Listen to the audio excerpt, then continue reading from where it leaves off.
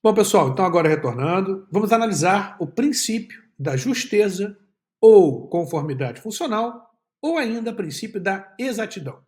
Então, o princípio da justeza, da conformidade funcional ou da exatidão.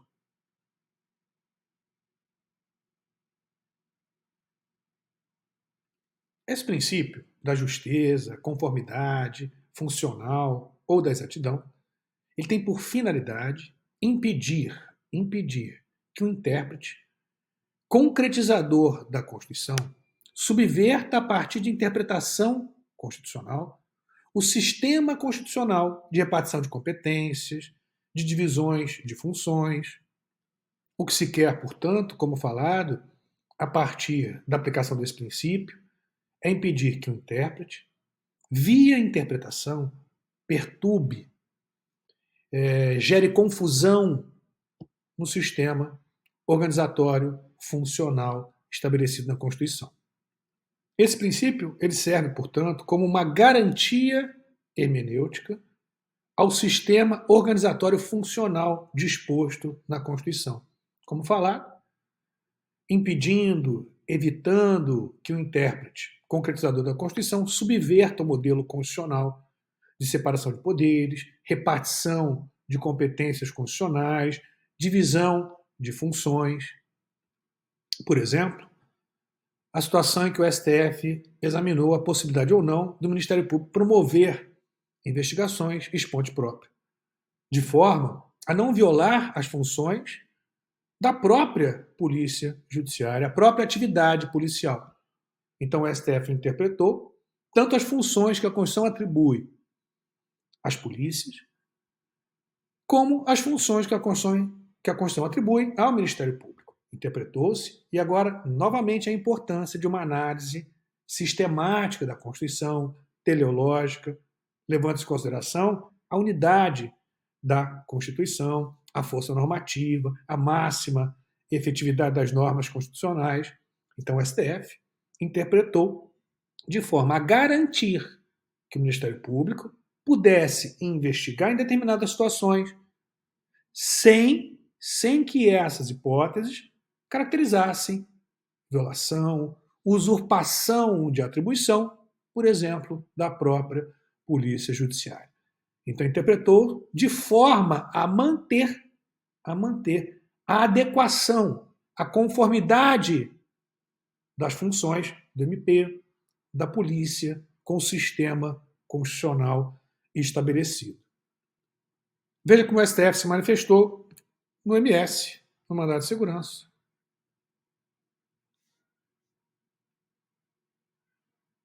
Três três três quatro zero. O princípio da conformidade funcional.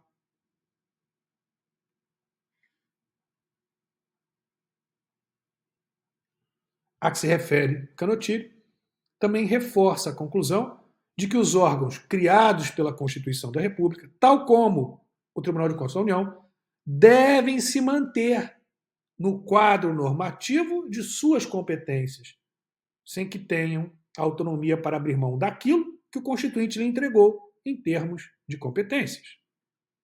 Assim, a ideia desse princípio é manter a coerência quanto ao sistema organizatório, funcional estabelecido pela Constituição, em relação à repartição de competências, divisões de funções, em relação ao que cada órgão constitucional tem ou não atribuição para fazer, mantendo cada qual dentro dos limites constitucionalmente estabelecidos, evitando com isso usurpação de funções, de competências, evitando, portanto, o embaralhamento, uma confusão no sistema constitucional de repartição, como dito, de funções, no sistema constitucional de organização, na estrutura e atividade dos órgãos constitucionais.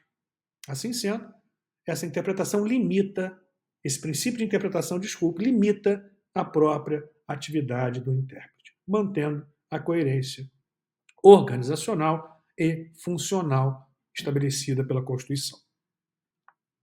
Vemos, então, princípio da justeza ou conformidade funcional, com ainda o princípio da exatidão. Agora, princípio da concordância prática ou harmonização. O princípio da concordância prática ou da harmonização ele é baseado em algumas premissas. A primeira delas é que a Constituição é um documento único. Então, ele é baseado na ideia de unidade da Constituição. A segunda premissa importante desse princípio da concordância prática é a cumulatividade dos direitos fundamentais, indicando que a Constituição ela traz uma série de direitos fundamentais. Sendo assim, cada indivíduo é titular, não de um direito fundamental isolado, mas de um conjunto de direitos fundamentais. Assim sendo, é possível que esses direitos fundamentais, em algum momento, aparentemente, entrem em conflito. E assim, é necessário solucionar esse conflito.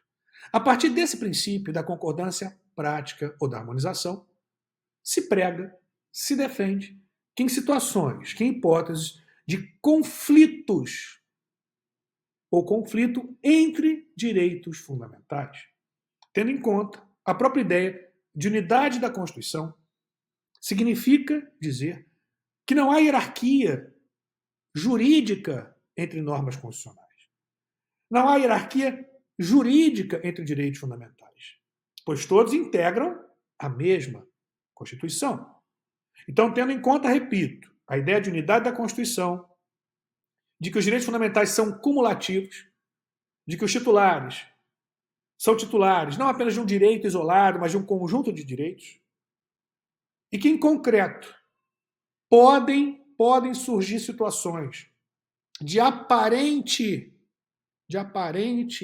incompatibilidade entre direitos igualmente constitucionais, é necessário que o intérprete, ao analisar a situação, busque a concordância, a harmonização entre esses valores, esses princípios que conflitem ou que aparentemente conflitem, buscando, como já indica o próprio nome, a compatibilização entre esses direitos conflitantes, a concordância entre esses direitos conflitantes, a harmonização entre esses direitos conflitantes.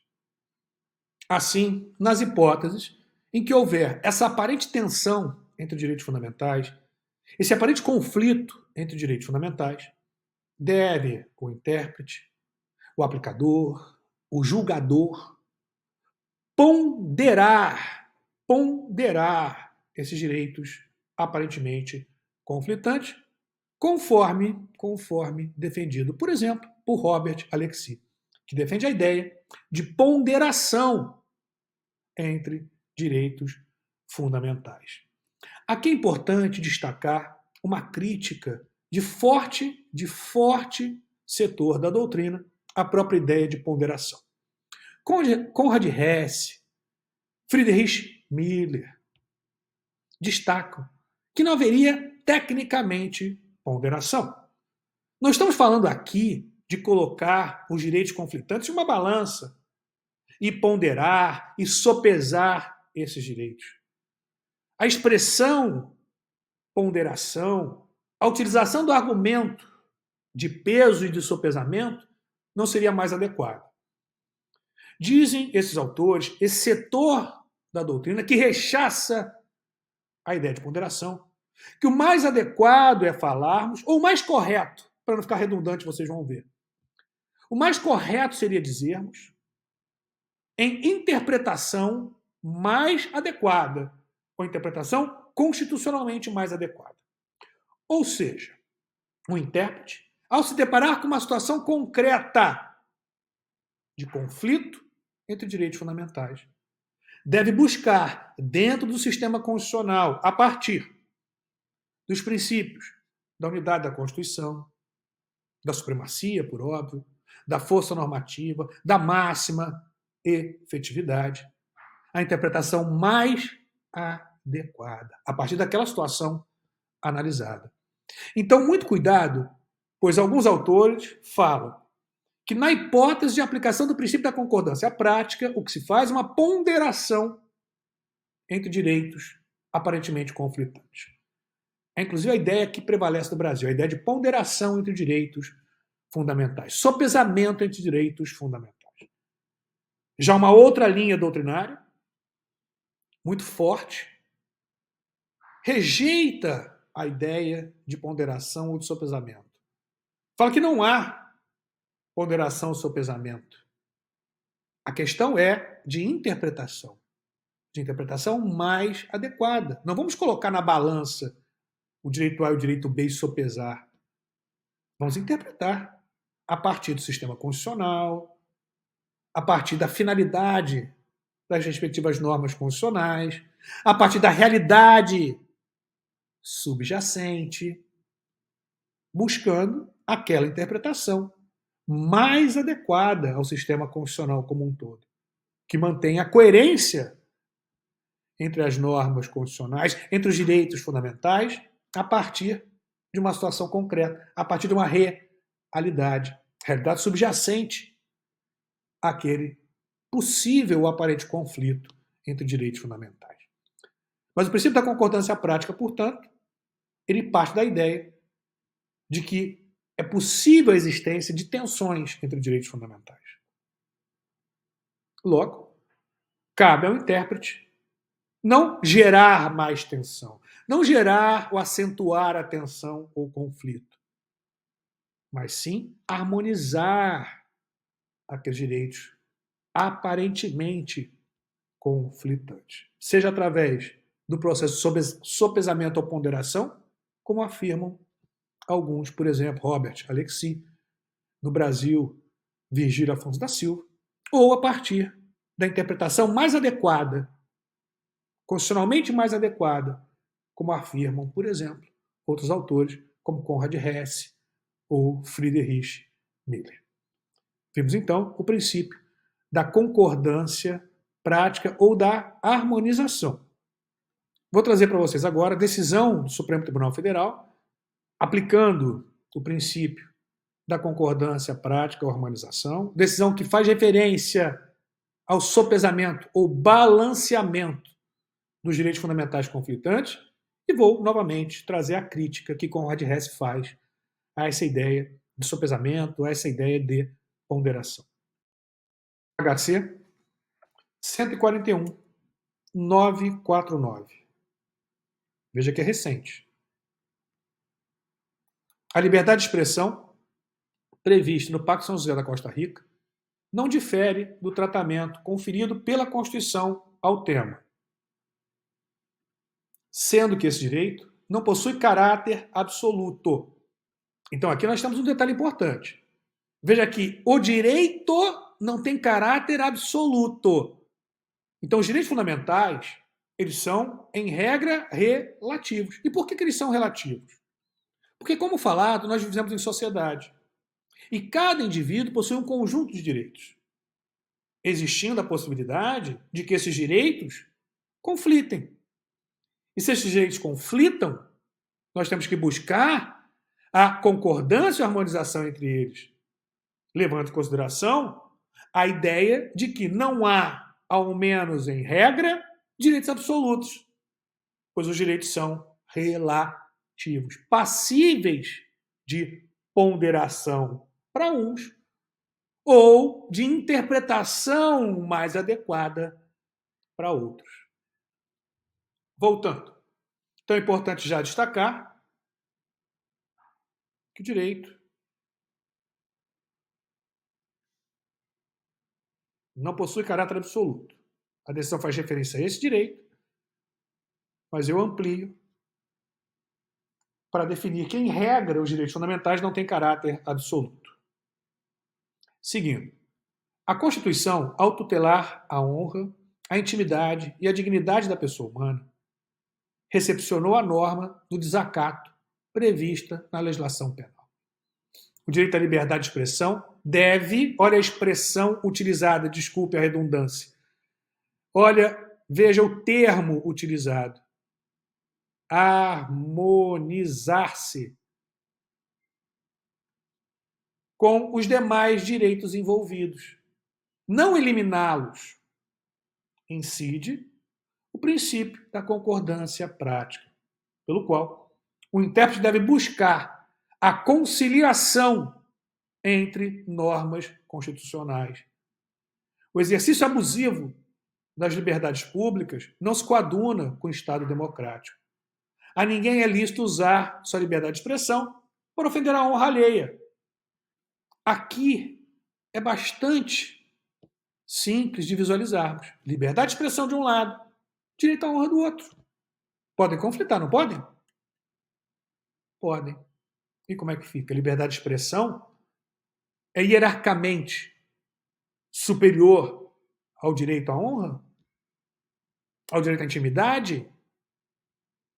Ou são ambos direitos constitucionais, não havendo hierarquia, ao menos jurídica, entre eles? E se assim for, se não há hierarquia jurídica entre eles, o que se deve buscar, como falado para uns, é a ponderação, o sopesamento entre os direitos envolvidos. Para outros, o que se deve buscar é a interpretação mais adequada a partir daquele caso concreto, daquela realidade específica. Seguindo, a evolução dos costumes seria fator decisivo para a verificação da excludente de tipicidade, circunstância ainda não passível de aferição, mas é preciso que o legislador atualize a legislação para punir eficazmente desvios e abusos de agentes do Estado. Havendo lei, ainda que deficitária, punindo o abuso de autoridade, pode-se afirmar que a criminalização do desacato se mostra compatível com o Estado democrático. Agora vamos a uma decisão em que o Supremo faz referência à ideia de ponderação, de balanceamento, como um critério aplicativo do princípio da concordância prática. Ponderação como critério de aplicação do princípio da concordância prática. RE 806339, também recente, veja só, 2018.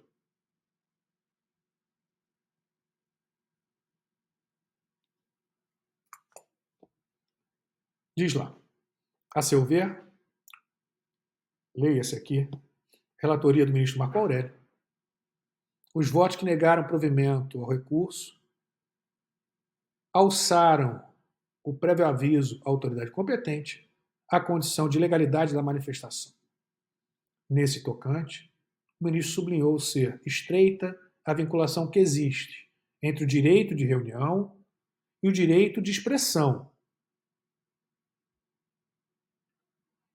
Colheu a lição de que o exercício de um direito não pode implicar a supressão de outros. Então, grife, o exercício de um direito não pode implicar a supressão de outros. Pelo menos não em regra. Coloquei, pelo menos não em regra. Excepcionalmente, pode um direito afastar outro direito, se não for possível essa compatibilização, se não for possível essa harmonização no caso concreto. Mas retornando aqui à decisão. De todo modo, no momento do, olha aqui, balanceamento de peso atribuído a cada direito, deve-se ter em conta ser o direito à liberdade de expressão um dos primeiros e mais importantes fundamentos de toda a estrutura democrática. Então perceba que o ministro Marco Aurélio está dando, na visão dele, aspas, maior peso, para ele tem maior peso esse direito. Hesse é contrário a esse entendimento. Eu, particularmente, também sou contrário. Eu não gosto de falar em maior peso, mas sim interpretação mais adequada. Mas eu disse e reforço, no Brasil tem prevalecido que a ponderação, o sopesamento é um critério para a aplicação do princípio da concordância prática ou da harmonização. Retornando. A liberdade de expressão não apenas merece ser tomada em conta, como qualquer outro direito afetado, mas requer atenção privilegiada, pois o socavar da liberdade de expressão afeta diretamente o nervo principal do sistema democrático.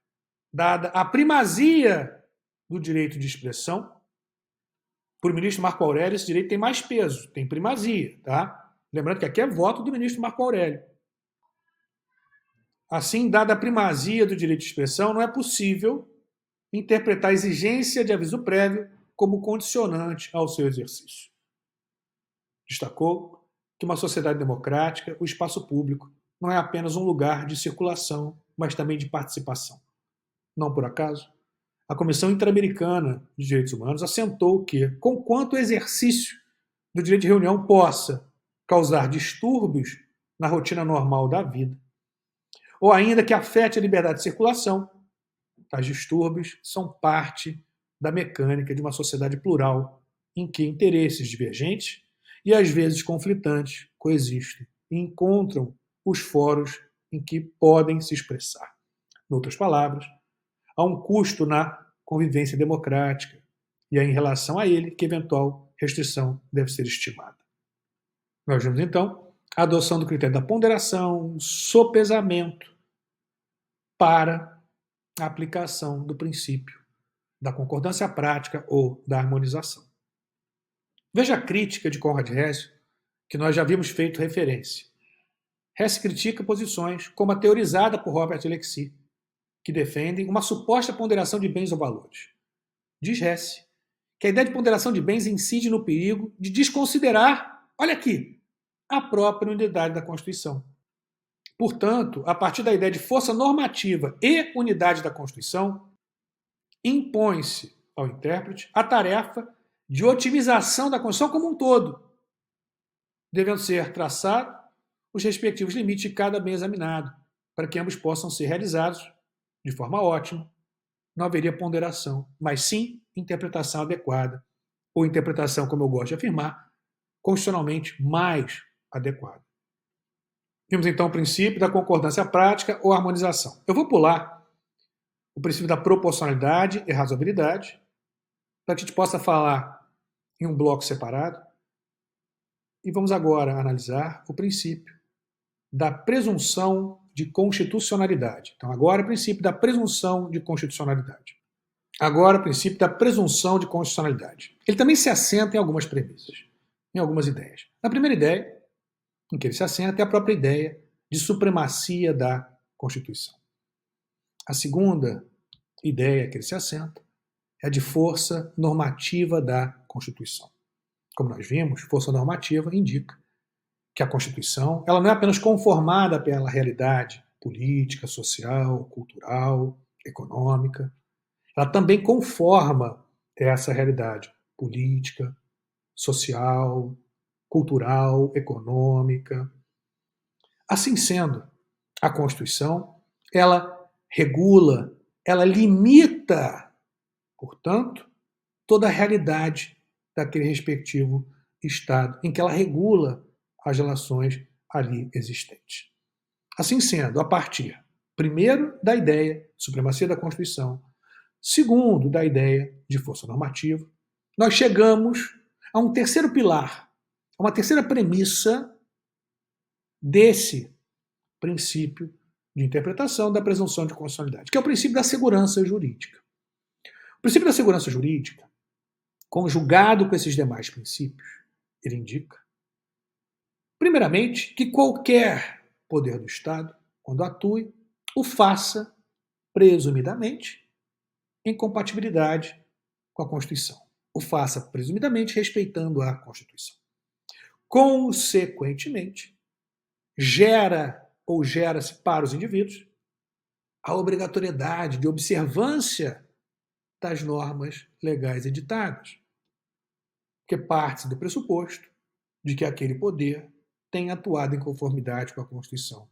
Consequentemente, eu, cidadão, devo observar aquela norma editada que é dotada de presunção de compatibilidade com a Constituição, de presunção de constitucionalidade.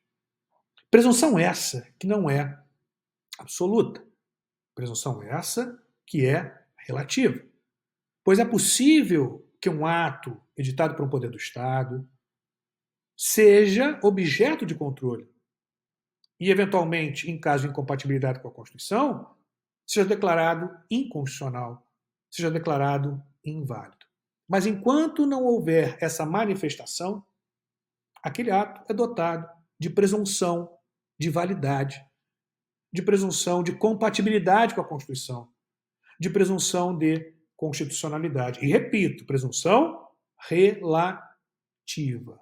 Ou seja, o ato é passível de controle e, consequentemente, de declaração de invalidade, consequentemente, de declaração de incompatibilidade. Essa presunção é tão importante que nós temos algumas regras constitucionais que buscam, de uma maneira ou de outra, reforçar essa presunção. Veja, por exemplo, o parágrafo 3º do artigo 103 da Constituição. Lá no parágrafo 3º do artigo 103, nós temos a manifestação do AGU, do Advogado-Geral da União, em defesa da presunção de validade, da presunção de constitucionalidade do ato ali atacado. Veja o que diz o parágrafo 3º do artigo 103. Vamos lá. Olha o que diz. Quando o Supremo Tribunal Federal apreciar a inconstitucionalidade, em tese, de norma legal ou ato normativo, citará previamente o Advogado-Geral da União que defenderá o ato ou texto impugnado. A Constituição conferiu a um órgão específico, a Advocacia Geral da União, Advogado-Geral da União, a tarefa, a função de defender a presunção de constitucionalidade das leis e atos normativos. Defender que aquele ato, objeto de controle, ao ser editado, o foi em respeito à Constituição. Partindo do pressuposto de que aquele que editou o ato, Poder Executivo, por exemplo, no caso da edição de uma medida provisória, Poder Legislativo, por exemplo, no caso da edição de uma lei, o faça ou tenha feito em respeito à Constituição. Então, esse ato nasce com presunção relativa de validade, presunção relativa de constitucionalidade. E, como destacado, essa presunção é tão importante para garantir a própria ideia de segurança jurídica que a Constituição confere ao Advogado-Geral da União a tarefa de defender essa presunção. Aqui eu faço um destaque para vocês, destaque esse que é estudar de forma mais aprofundada na aula referente ao controle de constitucionalidade. 3 hipóteses em que o STF tem admitido que o AGU deixe de defender o ato atacado. Repito, eu vou destacar essas 3 hipóteses aqui. Mas essas hipóteses são analisadas de forma mais aprofundada nas aulas referentes ao controle de constitucionalidade, quando do exame da função ou participação do Advogado-Geral da União enquanto defensor legis no controle de constitucionalidade. Mas faço, como destacado, três indicações daquelas hipóteses em que o STF admite que o AGU deixe de defender o ato atacado, deixe, portanto, de exercer a sua função enquanto defensor legis, não custos legis, defensor legis, defensor da presunção de constitucionalidade das leis e atos normativos. Em quais hipóteses pode o AGU deixar de defender o ato atacado, diz o Supremo? Primeira hipótese. Quando já houver manifestação do próprio Supremo em que aquele ato foi declarado inconstitucional. Então você já tem um precedente do Supremo em que o ato foi declarado inconstitucional. A presunção de constitucionalidade não mais existe, ela se inverteu a partir da declaração de constitucionalidade proferida pelo Supremo. Então, nesse caso, havendo essa declaração de inconstitucionalidade anterior emitida pelo Supremo, pode o AGU deixar de exercer a defesa do ato, deixar de defender a presunção de constitucionalidade do ato atacado.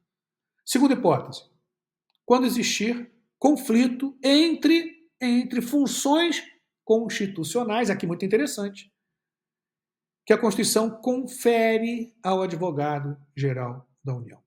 Aqui muita atenção, pois na solução desse possível conflito, nós vamos utilizar um outro princípio de interpretação já visto por nós.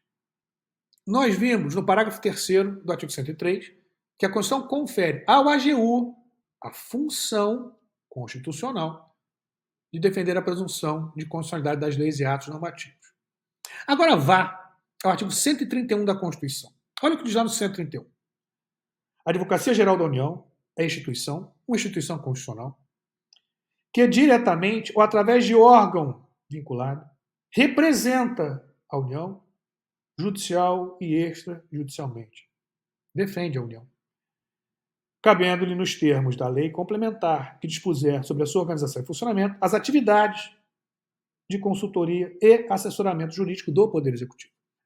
Então pode existir uma situação em que seja interesse da União que aquele ato seja declarado inconstitucional. Nessa hipótese, se o AGU exerce a defesa do ato, essa função está conflitando com a função de defesa dos interesses da União.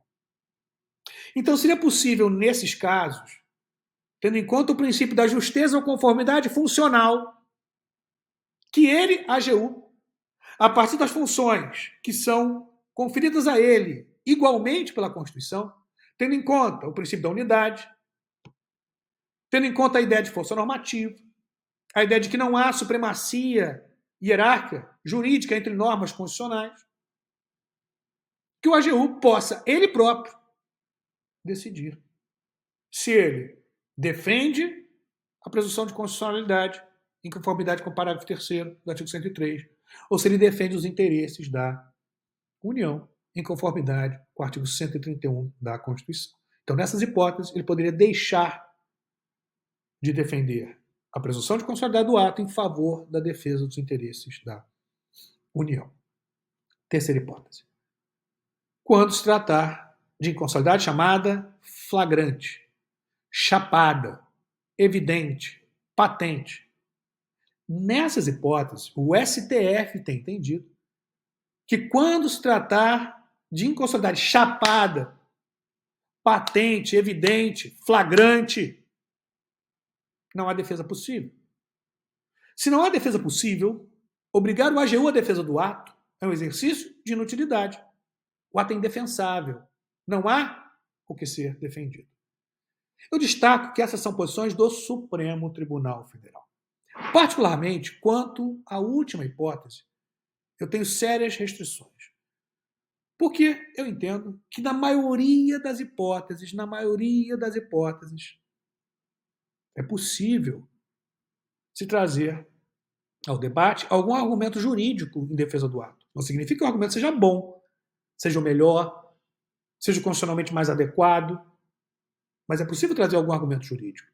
E o que se quer, com essa obrigatoriedade de defesa do ato impugnado, é enriquecer a discussão, enriquecer, portanto, a análise quanto àquele ato. Para que se tenha uma decisão, seja essa decisão pela inconstitucionalidade do ato ou pela constitucionalidade, mais legítima argumentativamente, mais robusta argumentativamente. Porque se eu tenho alguém atacando, é necessário que eu tenha alguém defendendo.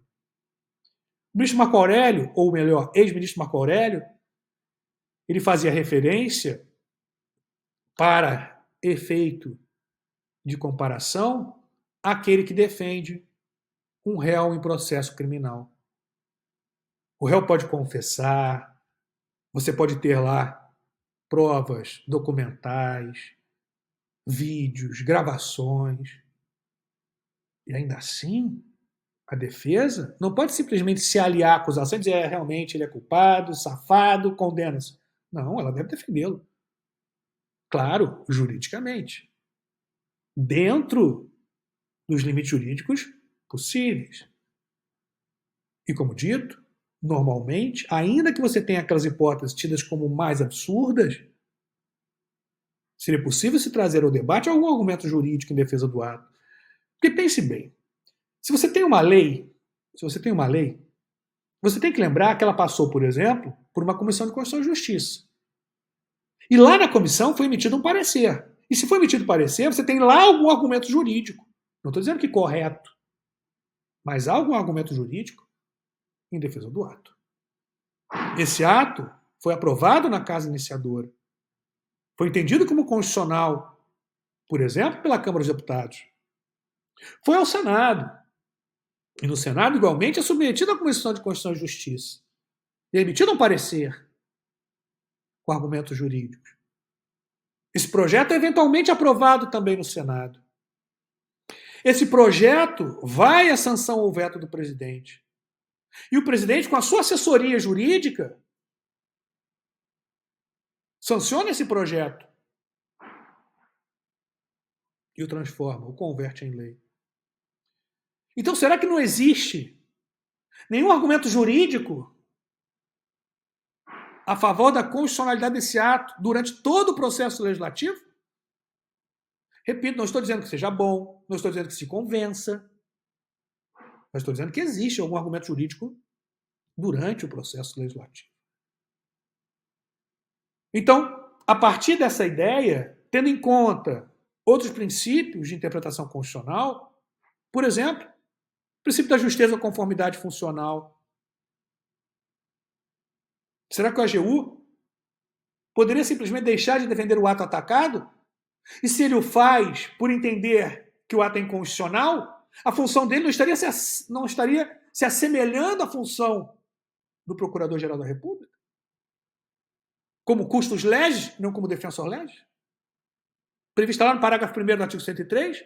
Sim, porque o Procurador-Geral da República pode se manifestar tanto pela constitucionalidade como pela inconstitucionalidade. E se você diz que o AGU também pode fazê-lo, parece que a função do AGU estaria se aproximando da função do Procurador-Geral da República, não respeitando o sistema constitucional quanto à repartição de funções. Quanto às funções que a Constituição estabelece ao Procurador-Geral da República, enquanto custos legis, podendo se manifestar tanto pela constitucionalidade como pela inconstitucionalidade. Diferentemente da função que a Constituição estabelece para o AGU de defensor legis, de defensor da presunção de constitucionalidade das leis. Então, me parece inadequado permitir que o AGU deixe de defender o ato atacado simplesmente porque ele acha que o ato é inconstitucional. A função dele não é essa. Quem pode fazer isso, e também vai se manifestar, é o Procurador-Geral da República. O AGU está ali para defender o ato, para garantir o mínimo de contraditório necessário, mesmo se tratando de processo objetivo ou de controle abstrato de constitucionalidade. Porque se tem alguém atacando o ato, eu tenho que ter alguém defendendo esse ato. Defendendo a presunção de constitucionalidade, defendendo a própria ideia de segurança jurídica. E como falado, é difícil que não se tenha, durante toda essa etapa de criação do ato, qualquer argumento jurídico em defesa da constitucionalidade daquele ato. E repito, não estou de forma alguma afirmando que esse argumento jurídico é bom, é o melhor, deve prevalecer. Não. Eu estou dizendo que é um argumento jurídico. Por exemplo, vamos imaginar que seja editada uma lei que estabeleça pena de prisão perpétua. Óbvio que você, pelo menos acredito eu, talvez não seja tão óbvio assim, você imediatamente diga, opa, inconstitucional. Eu também diria. Inclusive, eu também acho que seria inconstitucional. Mas lembre o seguinte, quando a gente fala em direitos fundamentais, e eu falei em direitos fundamentais enquanto análise, ou enquanto analisando os princípios de interpretação, nós afirmamos que os direitos fundamentais, eles são, ao menos em regra, absolutos ou relativos? Relativos. Opa, peraí.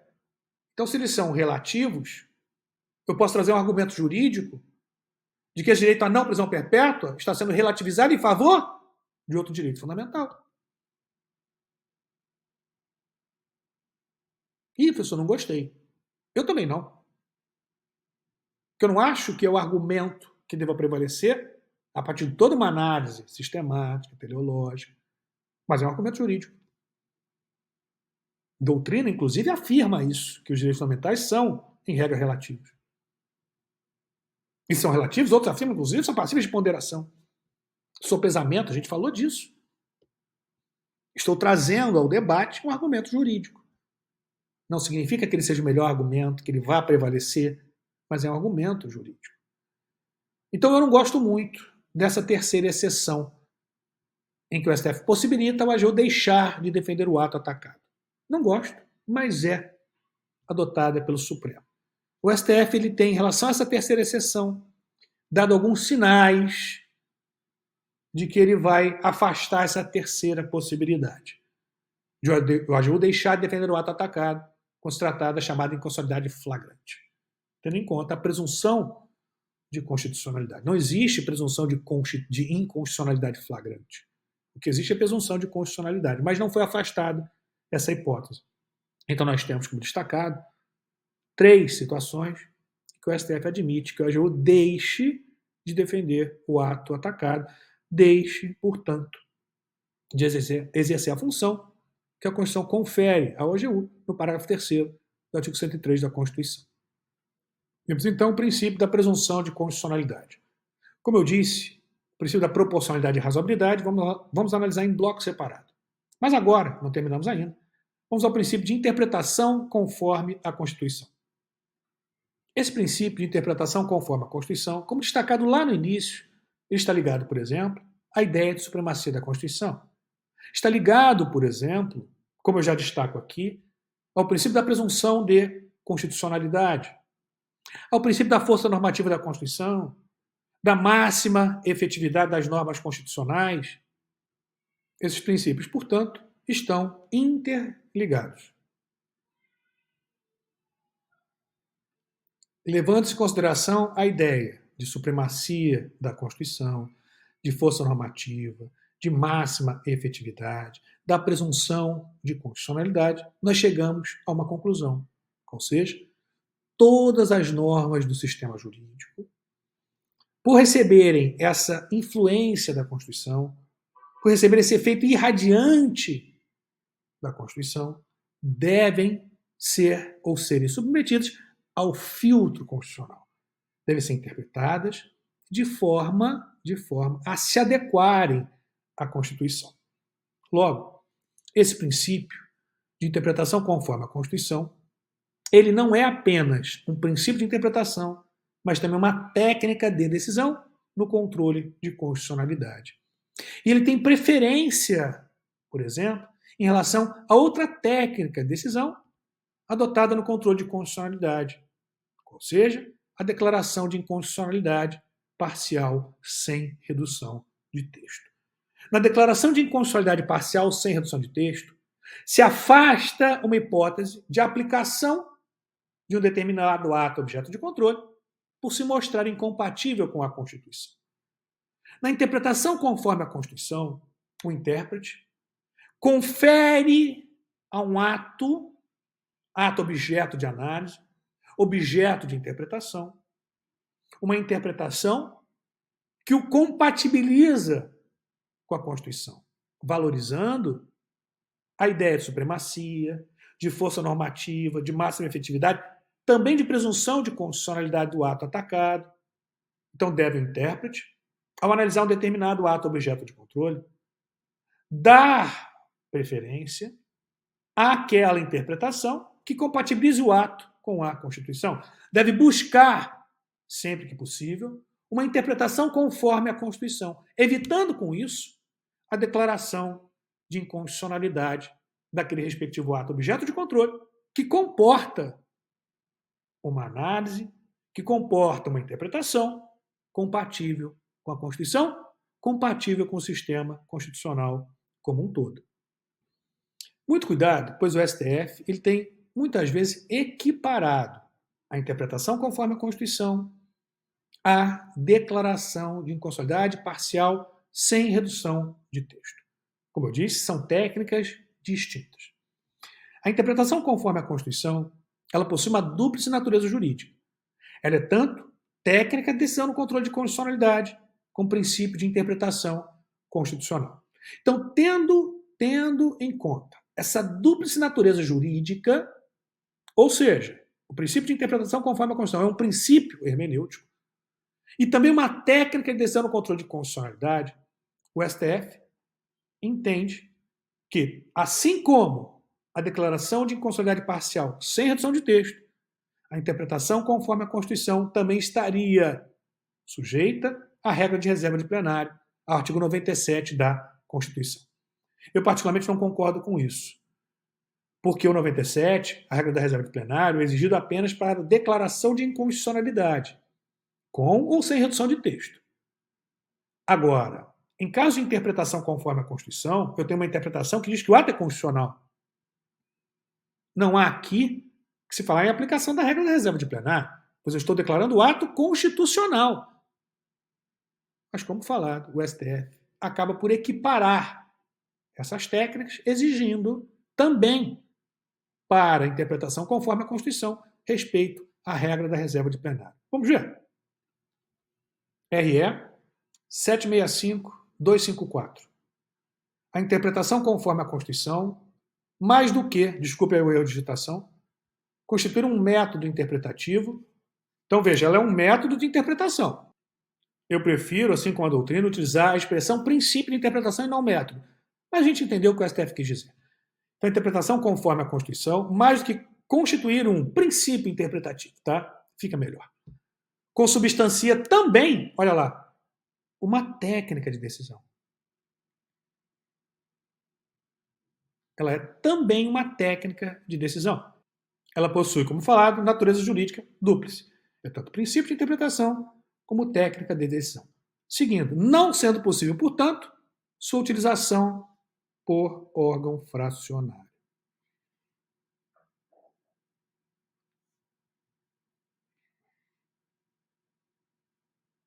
A decisão, olha só, 2020, decisão recente. Ela deve, portanto, observar a regra da reserva de plenário, assim como a declaração de inconstitucionalidade parcial sem redução de texto. Veja a manifestação do Supremo, ADI 6467. A interpretação conforme a Constituição consiste em uma técnica de decisão que mantém a norma em vigor, não lhe retira a validade, mas exclui expressamente algumas interpretações. Quando ele fala exclui, ele equipara a declaração de inconstitucionalidade parcial sem redução de texto. Exclui, portanto, expressamente algumas interpretações, algumas leituras que eram possíveis de serem feitas à luz de seu texto, mas que são incompatíveis com a Constituição. Portanto, interpretar conforme a Constituição significa manter o texto, mas eliminar algumas possibilidades de sentido daquela norma. Ou seja, o STF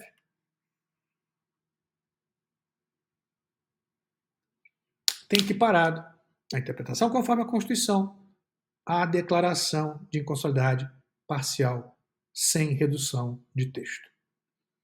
Vamos agora ao último princípio a ser analisado nesse bloco, tá? Princípio de interpretação da Constituição conforme as leis. É isso mesmo que vocês ouviram. Princípio de interpretação da Constituição conforme as leis. A aplicação desse princípio de interpretação da Constituição conforme as leis deve ser tomada com muito cuidado. Por quê? Porque ele pode, eventualmente, subverter a própria ordem do sistema jurídico. Porque o que se defende aqui é a interpretação da Constituição em conformidade com a lei. Então ele pode subverter a própria ideia de supremacia da Constituição, pois se estaria interpretando a Constituição em conformidade com as leis. Você pode dizer, poxa, professor, então não tem aplicação esse princípio? Pois a Constituição ela é dotada de supremacia em relação às demais normas do sistema, impondo, como a gente falou lá no começo, uma interpretação descendente, de cima para baixo, tendo em conta o efeito irradiante da Constituição, a sua força normativa, a sua máxima efetividade. Como que se pode, ou como que poderíamos falar em interpretação da Constituição em conformidade com as leis? Entendo esse seu primeiro choque. Mas esse princípio tem lugar. Hipóteses reduzidas. Com muito cuidado, muita atenção, para não subverter a própria ideia de supremacia da Constituição. Mas ele tem, sim, o seu lugar. E por que ele tem o seu lugar? Porque as Constituições, elas muitas vezes se valem para a elaboração de um dispositivo constitucional de expressões que nós chamamos de textura mais aberta, de conceitos jurídicos indeterminados, de expressões dotadas de alto grau de abstração, que demandam, para definição do seu alcance, dos seus limites, de uma interpretação concretizadora, que delimite o alcance daquele conceito jurídico indeterminado. Essas normas, dotadas de alto grau de abstração, dependem de um processo de densificação normativa. E muitas vezes, a densificação normativa, a delimitação daquele conceito jurídico constitucional indeterminado é feita pela lei. E nessa hipótese, aquele conceito jurídico indeterminado constante da Constituição vai ser lido em conformidade com a definição dada pela lei, em conformidade com a lei, portanto. Mas esse princípio não pode ser usado de forma isolada. Ele tem que ser conjugado com o princípio da supremacia, da força normativa, da máxima efetividade e, principalmente, da unidade da Constituição, evitando dessa forma que a utilização dessa técnica ou desse princípio de interpretação da Constituição em conformidade com a lei subverta o sistema constitucional, que inverta a hierarquia das normas jurídicas, que enfraqueça a força normativa da Constituição, mas ele é possível sim, desde que compatível com o sistema constitucional entendido na sua unidade, desde que não subverta a estrutura do sistema jurídico, desde que respeite a ideia de supremacia, de força normativa, de máxima efetividade da Constituição. Eu vou te mostrar aqui 2 exemplos. Pega o artigo 5º, inciso 36 da Constituição. Diz lá no artigo 5º, inciso 36. A lei não prejudicará o direito adquirido, o ato jurídico perfeito e a coisa julgada. O que é direito adquirido? O que é ato jurídico perfeito? O que é coisa julgada? Quem é que vai definir esses conceitos? Pode ser você, doutrina, pode ser o Poder Judiciário, mas também pode ser o legislador, através de normas explicativas, normas de caráter interpretativo. Pegue, por exemplo, a LINDB, Lei de Introdução às Normas do Direito Brasileiro, e vá no artigo 6º, parágrafos 1º, 2º e 3º. Olha o que diz lá. Artigo 6º, parágrafo 1º. Reputa-se ato jurídico perfeito ou já consumado, segundo a lei vigente, ao tempo em que se efetuou. Parágrafo 2º. Consideram-se adquiridos, assim, os direitos que seu titular ou alguém por ele possa exercer, como aqueles cujo começo do exercício tenha termo prefixo ou condição pré-estabelecida, inalterável ao arbítrio de outrem. Parágrafo 3º. Chama-se coisa julgada ou caso julgado a decisão judicial de que já não caiba recurso. E aqui eu ainda avanço, hein? Se você quiser saber de fato o que é coisa julgada, vá, por exemplo, ao Código de Processo Civil. Então nós estamos interpretando as expressões contidas lá no inciso 36. Direito adquirido, ato jurídico perfeito, coisa julgada e conformidade. Nesse exemplo, com a jurisprudência? Com a doutrina? Ou com a lei? Em conformidade com a lei. Interpretação da Constituição em conformidade com a lei. Vou trazer agora mais um exemplo. Esse, inclusive, decisão recente do Supremo Tribunal Federal, fazendo referência à aplicação desse princípio de interpretação. ADI 3786 e ADI 3845. Interpretação da Constituição conforme as leis. Resolução do Senado Federal, operação de crédito e cessão de dívida ativa dos bancos. Pega o artigo 52, inciso 7. Vamos até lá? Olha lá. Compete privativamente ao Senado Federal, inciso 7, dispor sobre limites globais e condições para as operações de crédito. Grife, operações de crédito. Externo e interno da União, dos Estados, do Distrito Federal e dos municípios, de suas autarquias e demais entidades controladas pelo Poder Público Federal. Então, pedi para você grifar a expressão operações de crédito. O que é operação de crédito? A doutrina pode dizer algo. A jurisprudência também pode dizer algo. Mas quem define a operação de crédito é a lei. Vamos voltar à decisão? Então, voltando, resolução do Senado Federal, operação de crédito e cessão de dívida ativa a bancos. O plenário iniciou o julgamento de ações diretas de inconstitucionalidade ajuizadas contra a resolução 36 de 2006 do Senado Federal, por meio da qual se autorizou estados, Distrito Federal e municípios a transferirem a cobrança de suas dívidas ativas por meio de endossos mandatos a instituições financeiras. Inicialmente, o ministro Alexandre de Moraes, relator, considerou que as associações requerentes cumprem o requisito da pertinência temática, pois o ato impugnado legislou sobre cobrança da dívida ativa tributária, matéria incluída nas funções dos procuradores de Estado e fiscais de tributos estaduais. Aqui questão relativa à legitimação.